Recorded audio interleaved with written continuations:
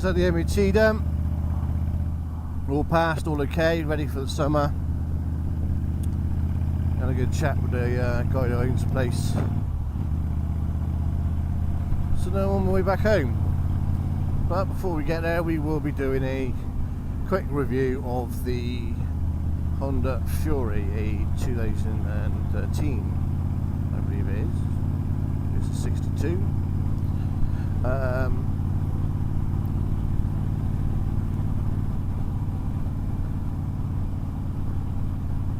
I don't normally get to show you the bike. I'm normally sat on it riding it and they're just looking at where I'm going.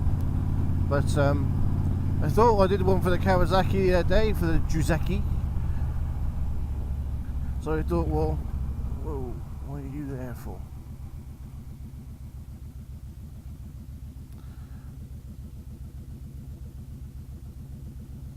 Yeah, I did one for the Juzaki the other day, so I thought, well, I was going out on the Honda today for the MOT, so as the weather is not actually bucketing it down as yet, why don't we do a review for the Honda. It is a 62 plate Honda Fury, or a VT 1300 CX. As far as I'm aware, it's the only actual production chopper. I don't know if you can class like the stuff from OCC when they took some of their designs and decided to make them into production bikes as production chopper, but it's classed as the only production chopper, I believe.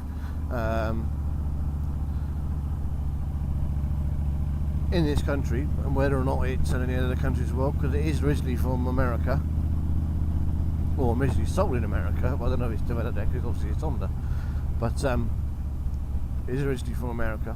So, and they're based there. You'll find loads of them in America, but hardly any in this country, and you'll find quite a few of them in Europe as well, but again, it's a production bike as such, and it's a chopper.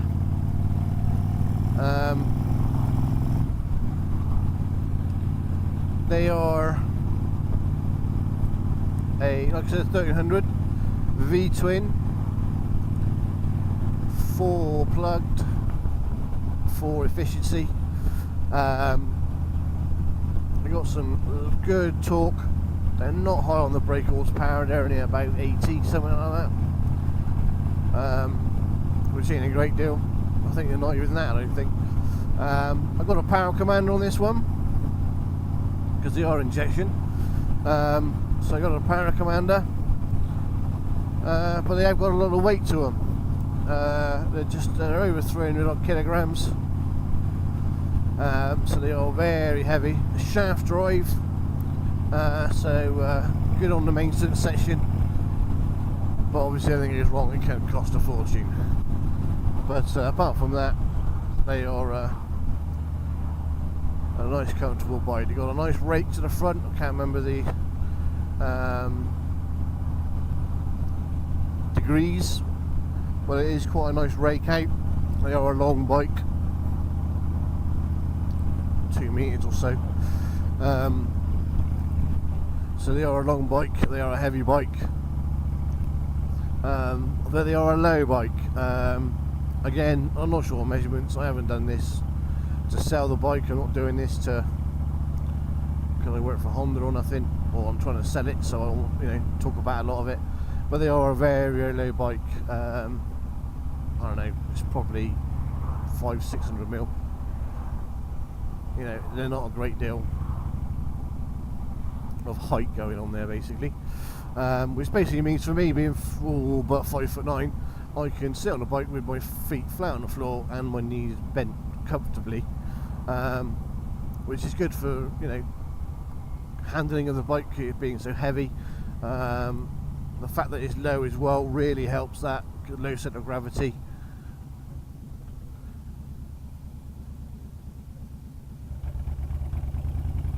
So yeah, it's heavy, long, low, plenty of low down grunt and torque. top speed, not done it yet I don't think, but I've done 95 on it. I shouldn't, I know, but I've done 95 on it. So, end of the day, it's still got a little bit of oomph if I ever needed it. But it's got that low down grunt as well for when you're in a lower gear, or you know, you can get into like third or fourth and still pull the throttle back and still shift if you need to overtake someone. Good for long distances, which is one of the reasons why I got it. A comfortable seat. Pinion seat's not exactly as comfortable as it could be. I do have an aftermarket seat cover and seat on here, so it could do with like an extra 4 or 5 mil of padding wouldn't go amiss. But apart from that, you know, it's comfortable for myself. Forward feet controls, which I like as well, gives you that definite chopper look for it. Petrol tank is not the biggest, it's massive in size and length, you know, talking, I don't know, 600 mil long if not more, 700 mil maybe. But it's narrow, it's got that teardrop sort of look to it, and that I'm afraid gives it's not very good range. I'd say 130 miles to a tank, depends on your driving style and your distance and the road you're on. You know, motorway mileage doing 70 all the way, you might get a little bit more out of it, you might get a little bit less. A roads, B roads, 40s, 50 top mile an hour, you might get a little bit more. It's definitely said it's got more of a range for the lower down speeds than it has for the higher speeds. What else is there?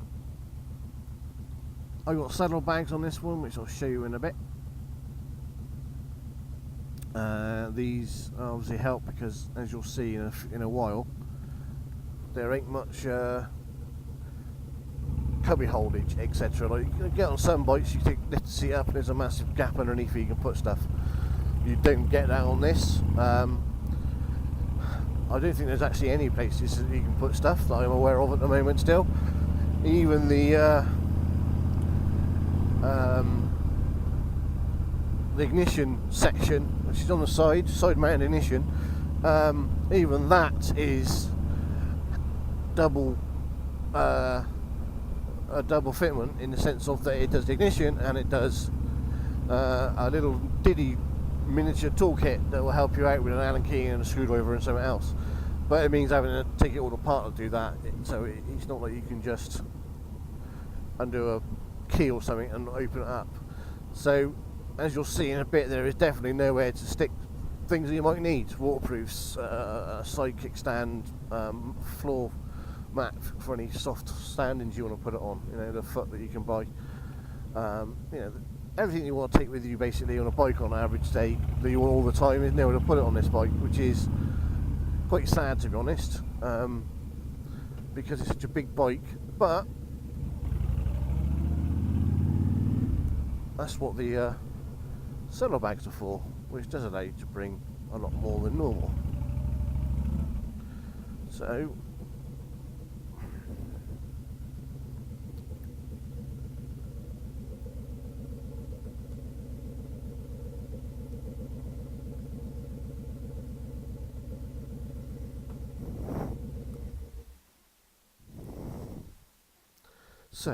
this is the Honda Fury 62 plate. Got saddlebags. I don't know if you're seeing this, hopefully you can. We have the Cobra exhausts. We have, which I want to do black if I can at some point. We have a 200 tyre, I believe it is. Got a battle axe on at the moment, I think it's 200. We have the 21-inch front wheel with the all but wrap-round mud guards, which you can get extenders for if you want to. K&N side mount for the air filter. We have obviously the two saddlebags, sissy bar with the rear pinion seat, which has been covered in the suede leather, with the Fury custom leather seat. As I said with the tank, very long but very narrow. Ignition, as I said, it does the ignition, pop the screws out, pop the front off, and you've got a toolkit behind there as well, but a small one. That is it. Behind here is the battery. Got a lithium battery on this one, which I mentioned on a previous YouTube for lithium batteries. So I've got the lithium battery on here. That's the lead there for the charger, so I can stick the Optimize on it. Got the aftermarket grips. I think they're aftermarket grips as well. But aftermarket levers, aftermarket mirrors that have got the indicator built into the side. As we will see there. So these are a lot better. So I can remove the ones that are on the front which I don't like. Got the aftermarket rear indicators as well, a bit like the old Audis. Yeah, I didn't like the front indicators which come off the top of the suspension, so these have been removed already from when I got it. Got the front tool bag pouch. Got the single light, which is all black as well, except for the chrome tip. Single disc at the front. I've never had any problems braking. Single disc at the back, obviously, as well. Again, never had no problems with my front or rear braking. It's a heavy bike, but it still stops when it needs to. Aftermarket rev counter, tacho. This is already on there when I got it. This does help a little bit because there's no gear indicator on here. It's good to know sometimes that you can go up an extra gear if you want to, because it's a V-twin, rev slightly different. Got a mount there for my camera if I need it as well. Shaft drive, like I said, which does help a lot without maintenance. You ain't got to worry about chains expanding and all that sort of stuff. I'm going to pull the back wheel back, etc, etc. But they are obviously expensive if they go wrong, and you have to keep and maintain it still. You have to still fill it with oil, but it's very easy to do. There's a little plug on the side, big syringe, pop it in, bosh, on, done. Got the front grille on this one as well, which is a bit muddy today. I don't know if you can see it, but it's the dice. You can get different ones, obviously. I'll probably will do it one day. I do actually have a blue LED kit behind that, so night time it all lights up. I have a USB import as well, so I can plug in USBs if I need to and charge them up as I'm going along, or if I'm ever stationary for too long. Do want to change the handlebars. I want some black ones, slightly more forward if I can, to about here maybe. Ain't got to be raised at all, but slightly more forward. Got the cruise control.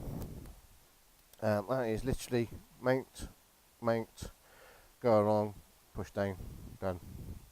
Holds it and just flick it up with your thumb when you're finished. It's not electronic, obviously, so it won't automatically pop off if you brake, and you have to brake quickly, so you do have to keep your wits around about you. But you need to be anyway on a bike, don't you? I think that's about it. Like I said, I want to get a front-facing cone outfit if I can at some point. Like I said, do the handlebars differently. I want black ones as well if I can. You can get fork extenders, which I have thought about. This is up to about here, which does make the front out. That's what I said about the rake, as you can see. Got quite a long rake down. Yeah, apart from that, that is the Honda Fury. I like it, really comfortable. I'm not going to get rid of it. I'll speak to you all next time when I'm on here.